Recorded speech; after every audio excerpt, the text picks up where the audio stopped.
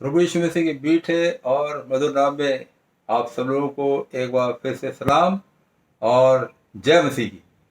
Epiphany के समय में हम लोग इस वक्त चल रहे हैं।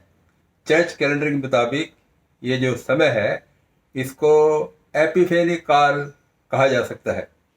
और मैंने पिछली बार आपको बताया था इस एपिफेनी में तीन खास घटनाएं हुई, तीन वेरी इंपॉर्टेंट इवेंट्स हैं। पहला ये मजीसियों का आना, और दूसरा प्रभु यीशु मसीह का बपतिस्मा, और तीसरा पानी को दाखरस में बदलना। इन तीनों बातों से प्रभु यीशु मसीह का प्रकाशन लोगों पर हुआ है। Jesus is revealed unto other people. खुदावंद यीशु मसीह इन लोगों पर जाहिर हुए हैं। तो मजूसियों का आना, जो मजूसी लोग थे वो अन्य जाति के थे, यहूदी लोग नहीं थे वो, लेकिन उन्होंने पवित्र शास्त्र का अध्ययन किया, पढ़ा, समझा और प्रभु यीशु मसीह की आराधना की।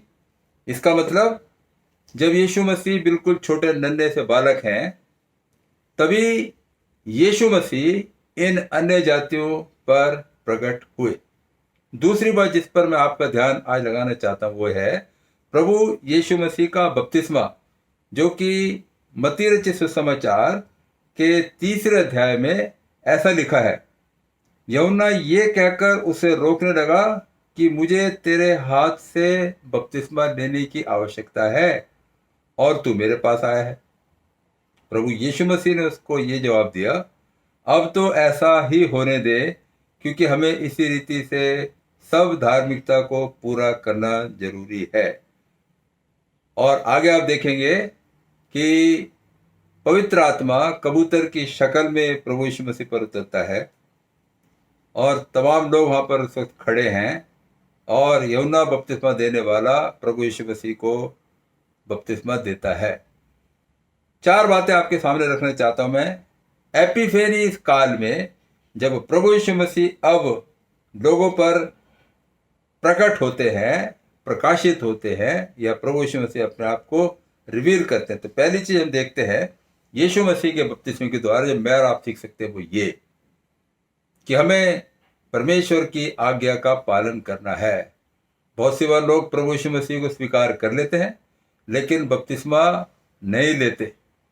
बपतिस्मे से मुक्ति नहीं है, लेकिन ये परमेश्वर की, यीशु मसीह की, परमेश्वर के वचन की आज्ञा है। तो पहली चीज हम देखते हैं कि प्रभु यीशु मसीह ने आज्ञाकारिता प्रकट की। प्रभु यीशु मसीह ने यह प्रदर्शित कर दिया बपतिस्मा लेने के द्वारा कि वो पूरे तरीके से मातहत हैं, अधीन हैं, एक इंसान होने के नाते पूरी धार्मिकता को पूरा कर रहे हैं। यहाँ पर समर्पण है प्रभु यीशु मसीह का, उन्होंने अपने आप को समर्पित कर दिया परमेश्वर के प्रति। और क्योंकि 30 वर्ष की आयु में प्रभु यीशु मसीह ने बपतिस्मे के द्वारा अपने आप को परमेश्वर के प्रति समर्पित कर दिया, इसलिए गत्समनी बाग में प्रभु यीशु मसीह को ये कहने में कठिनाई नहीं हुई कि तेरी इच्छा पूरी हो, मेरी इच्छा नहीं बल्कि तेरी इच्छा पूरी हो। समर्पण, सबमिशन, अधीनता में आना, आज्ञाकारिता में पूरे तरीके से परमेश्वर के प्रति विश्वास योग्य रहना प्रभु यीशु मसीह के बपतिस्मे से हम सीखते हैं। दूसरी बात जो लूका की इंजील में मिलती है कि प्रभु यीशु मसीह बपतिस्मे के समय प्रार्थना कर रहे थे। इसका मतलब जब प्रभु यीशु मसीह ने अपनी सेवकाई को शुरू किया, 30 वर्ष की आयु है लगभग प्रभु यीशु मसीह की, तो प्रभु यीशु मसीह बपतिस्मे के समय प्रार्थना कर रहे हैं। इसका मतलब प्रभु यीशु मसीह अपनी सेवकाई मिनिस्ट्री को शुरू करते वक्त परमेश्वर से प्रार्थना में लवलीन हैं। मुझे और आपको ये सीखना है, सेवकाई में जब हम आगे बढ़े पूरे तरीके से समर्पित रहें और प्रार्थना में परमेश्वर से अपना संबंध बनाए रखें।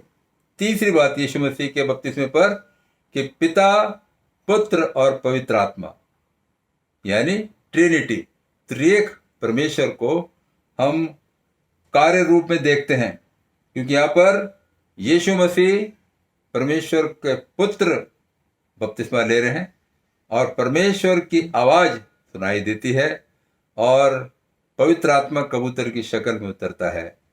खुदा बाप, खुदा बेटा और खुदा रूह कुदूस तीनों एक साथ कार्य कर रहे हैं जब प्रभु यीशु मसीह अपनी सेवकाई के लिए निकलने वाले हैं।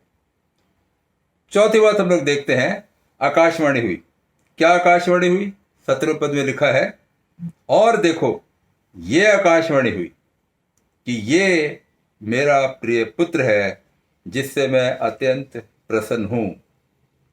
This is my beloved son in whom I am well please.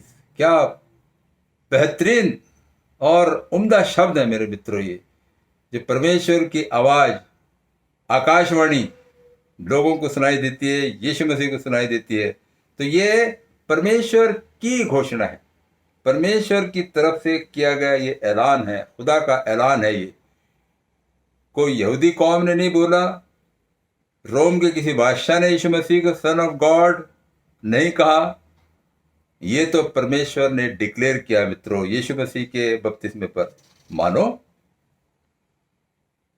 परमेश्वर स्वयं प्रभु यीशु मसीह को यीशु मसीह के बपतिस्मे पर अन्य जातियों के सामने प्रस्तुत कर रहे हैं। सब लोग जानो इस बात को, ये मेरा प्रिय पुत्र है।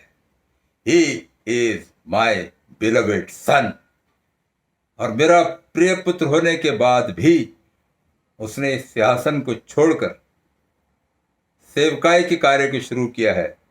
और मानो परमेश्वर उस बालक को जो चरनी में था, अब यीशु मसीह के बपतिस्मे के समय पर वो बालक एक एडल्ट व्यक्ति है यीशु मसीह के रूप में, मानो राजाओं के राजा, प्रभु के प्रभु यीशु मसीह को परमेश्वर खुद ही ऐलान करके कह रहे हैं, ये मेरा प्रिय पुत्र है, इससे मैं अत्यंत प्रसन्न हूं।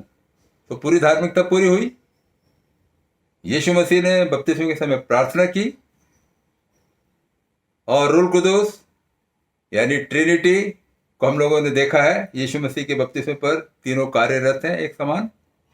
लेकिन अंतिम स्टेप जो है, जो छाप लगनी है, वो सिर्फ परमेश्वर की आवाज है।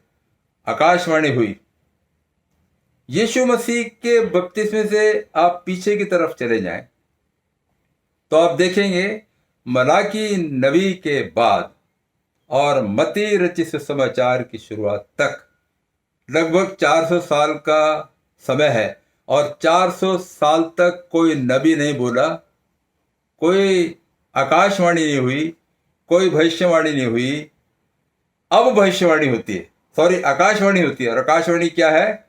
ये मेरा प्रिय पुत्र। थोड़ा कल्पना कीजिए थोड़ी देर के लिए, 400 साल तक लगातार परमेश्वर की आवाज लोगों ने नहीं सुनी, लेकिन जब सुनी तो उनको ये सुनाई दिया, यीशु मसीह परमेश्वर का पुत्र है। ज्यादातर लोग यीशु मसीह को उस चरनी में पड़े हुए देखते रहना चाहते हैं, वहीं पे पड़े रह प्रभु यीशु मसीह, वहीं तेरे आराधना करते रहेंगे। यीशु मसीह को माता मरियम की गोद में देखते रहना हम लोगों को अच्छा लगता है, शैतान को भी अच्छा लगता है। वो नहीं चाहता कि उस चरनी से निकल कर प्रभु यीशु मसीह अब एक उद्धारकर्ता के रूप में आगे आए और परमेश्वर के वचन का प्रचार करे और अपना जीवन मानव जाति के लिए पूरे तरीके से दे दे। यीशु मसीह के बपतिस्मे मित्रों, मेरे अजीजों, मेरे भाइयों बहनों बच्चों, हम ये सीखते हैं, यीशु मसीह का बपतिस्मा कोई ऑर्डनरी बैप्टिज्म नहीं है। यीशु मसीह का बपतिस्मा एपिफेनी की तरह डिक्लेयर कर रहा है, ऐलान कर रहा है, ये मेरा प्रिय पुत्र है, इसकी सुनो। ये मेरा प्रिय पुत्र है, मैं इससे बहुत अधिक खुश हूं। जब यीशु मसीह का रूप परिवर्तित हुआ उस पर्वत पर, तो वहां पर भी यही आवाज सुनाई दी, आकाशवाणी वहां भी हुई थी। तब ये परमेश्वर ने कहा इसकी सुनो, और यहां पर बोला मैं इससे बहुत अधिक प्रसन्न हूं। वो चरनी में पैदा हुआ यीशु मसीह अब चरनी से निकलकर बाहर है, बड़े का काम सीखा है, लेकिन अब यीशु मसीह परमेश्वर के वचन की बशारत करने के लिए तैयार है। जब परमेश्वर ने डिक्लेयर किया, कोई ताकत रोक सकती है? कोई ताकत नहीं रोक पाई। इसलिए तो प्रभु यीशु मसीह ने फिर बार बार कहा, पिता और मैं एक है। बार बार उसने कहा मेरा पिता, माय फादर, मेरा बाप। क्यों? क्योंकि परमेश्वर ने यीशु मसीह की सेवकाई की शुरुआत में बपतिस्मे के समय पर ये स्टैंप लगा दी, मोहर लगा दी, छाप लगा दी, मित्रों, यीशु मसीह परमेश्वर का पुत्र है। और ये यीशु मसीह मुझे और आपको परमेश्वर के पुत्र और पुत्रियां होने का अधिकार देता है जब हम यीशु मसीह को अपने जीवन का उद्धारकर्ता स्वामी स्वीकार कर लेते हैं। इसलिए यीशु मसीह को स्वीकार करना, प्रभु यीशु मसीह के हाथों में अपना जीवन देना बहुत अधिक जरूरी है। तभी हम उसके संतान, उसके बेटे और बेटियां, उसके फर्जंद कराएंगे। आइए हम दुआ करें। जीवित और दयालु प्रभु परमेश्वर, यीशु मसीह के बपतिस्मे के लिए हम आपको धन्यवाद देते हैं और आपसे प्रार्थना करते हैं प्रभु परमेश्वर कि हम भी यीशु मसीह के समान आज्ञाकारी रहें, समर्पित रहें और अपने जीवन से आपको महिमा दें। यीशु मसीह को हम अपने जीवन का मुक्तिदाता स्वीकार करें ताकि हम भी परमेश्वर के बेटे और बेटियां बन जाएं। प्रभु यीशु मसीह के नाम से आमीन। खुदा आप लोगों को बरकत दे, आशीष दे। अगली बार फिर से एक और संदेश के साथ आऊंगा। God be with you.